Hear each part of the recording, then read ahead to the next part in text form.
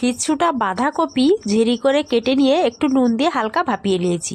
তারপর ভালো করে নিংড়িয়ে নিয়ে দিয়েছি স্বাদ মতো নুন, ঝালের গুঁড়ো, হলুদের গুঁড়ো, ধনিয়া গুঁড়ো আর দিয়েছি জিরে গুঁড়ো। তারপর দিয়েছি কাঁচা লঙ্কা কুচি আর পেঁয়াজ কুচি। তারপর আদা আর রসুন বাটা দিয়েছি। সানরাইসের চিকেন কারি মশলা, এই মশলাটা তোমরা না চাইলে না দিতে পারো। দিয়েছি গরম মশলা, গরম মশলার গুঁড়ো ব্যবহার করছি। তারপর দিয়ে দিলাম বেশ কিছুটা ধনিয়া পাতা, দিয়ে দিলাম 1 চামচ বা 1 হাতা বেসন আর 1 হাতা মতো চালের গুঁড়ো। তারপর বেশ ভালো করে চটকে মেখে নেব। যদি কম পড়ে তার মধ্যে তোমরা একটু বেসন দিতে পারো। তারপর হাতের মধ্যে এভাবে তেল লাগিয়ে গোল গোল করে বলের মতো ঘুরিয়ে নিয়ে মাঝখানটা একটু ফাঁকা করে চিকেনের পুর দিয়ে দিলাম। মানে চিকেনটা আগে থেকে একটু নুন আর একটু গোলমরিচ দিয়ে সতে করে নিয়েছি।